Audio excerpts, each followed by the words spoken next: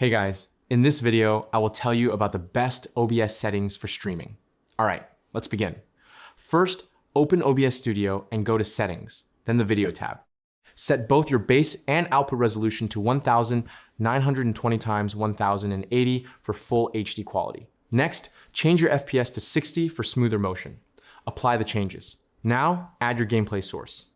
Click the plus icon under Sources, choose Video Capture Device, and select your capture card.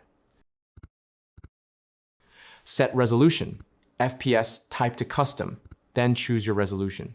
If your system supports it, use 4K for better clarity. Otherwise, stick to 1080p. Next, go to Settings again and open the Output tab.